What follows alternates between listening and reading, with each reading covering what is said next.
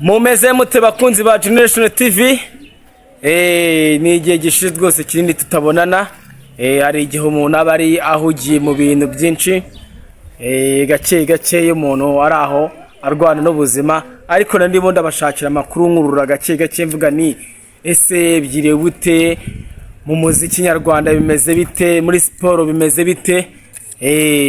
Nizere ko iminsi ibiri cyangwa itatu tutabonana atari myinshi cyane. Ngarukanye amakuru ngarutse muri cya kiganiro ubyumva ute ubibona ute.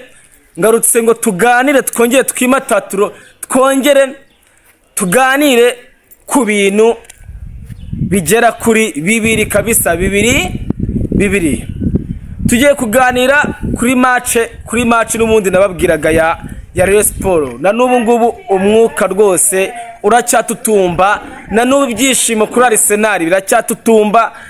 Ibisigisigi turimo tugiye kuganira kuri ibi bisigisigi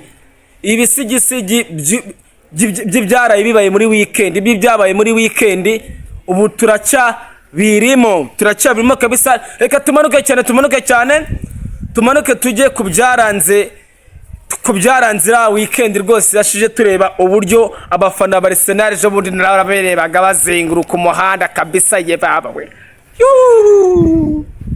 mbega ukuntu byari bimeze.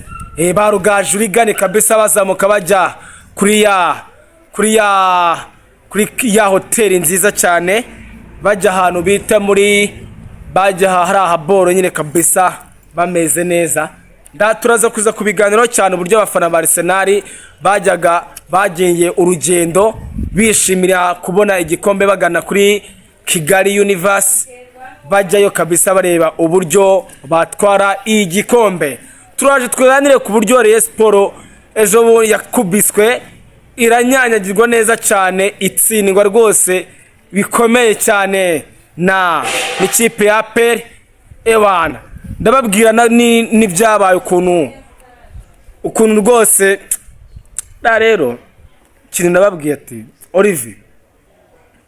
Olivier ndaza kubabwira ibintu amabara yankoreye.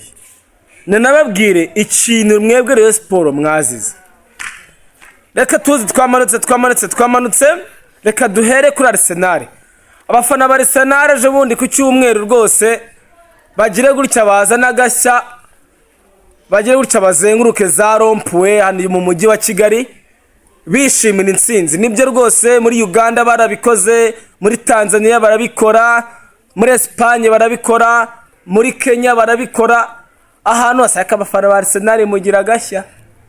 Abafana ba Arsenal nyuma y'imyaka 20 na igikombe baragifashe, baraserebura imigi yose, baraserebura. Ni ibintu ndabona rwose byari bimeze neza. Abafana ba Arsenal rero murye muri menge, mugire wikoma guma hamwe.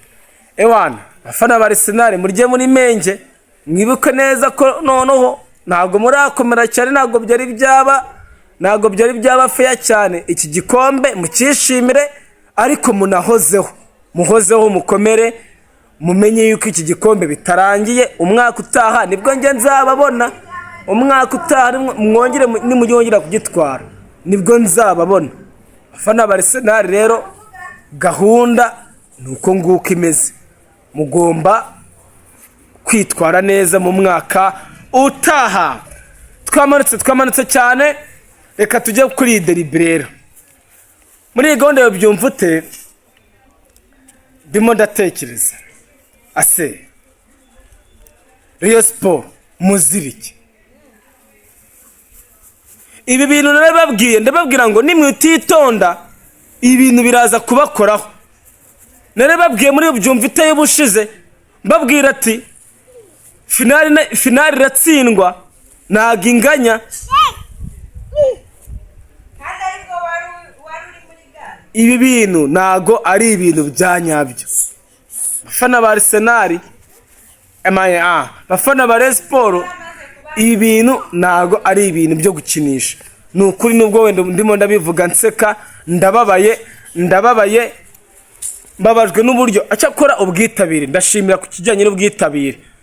wasiri na Jangwane mwabikoze neza, ariko imyiteguro yose mu kibuga na match yaragendaga pe, ariko ikibazo cyabayeho ni ukuvuga ngo ikipe nyine yagaragaje urwego rwayo, kandi urugamba ruracyakomeye.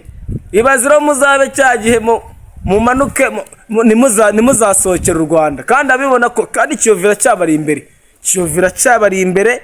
Sinzi niba kuko iki gikombe rwose, sinzi niba kumuzasohokera n'igihugu rwose kuva mumaze gukindurwa rwose na peri. Sinzi ni gakeya kuko muzasohokera igihugu, ni gakeya. Muze muri muzano tubiganireho. Gusohokera igihugu rwose biragoye rwose biragoye. Sinzi ukuntu rero siporo rero muri buze kuza kubitwaza. Bakunzi ba Generation TV rero, reka tubanze tubahe update yindi. Ubwo siporo twayivuyemo tugiye mu myidagaduro. Amakuru meza mbazaniye uko umuhanzi akaba n'umunyamakuru wa Bagaye TV Sky 2 yamaje gusohoka muri gereza. Dushimira madamu yamusabiye imbabazi, ariko Sky 2 icyo kigare ndakubwiye, icyo kigare kivemo.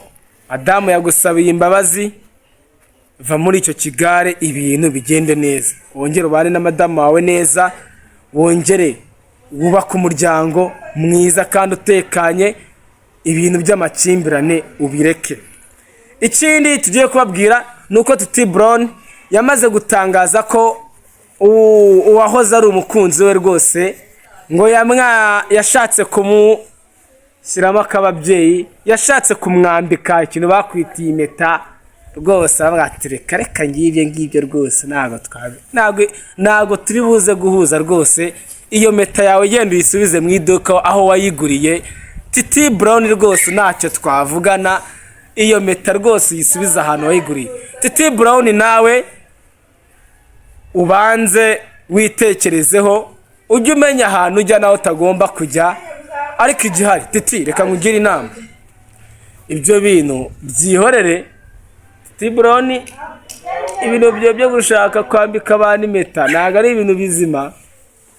Ni ukuvuga ngo rero bakunzi ba Generation TV, mbibutse ko mugomba gukana subscribe, mbibutse ko mugomba gukora na share kandi mugakora na like. Imana ibarinde bamugisha, naho ubutaha tuzaganira ejo. Imana ibarinde cyane.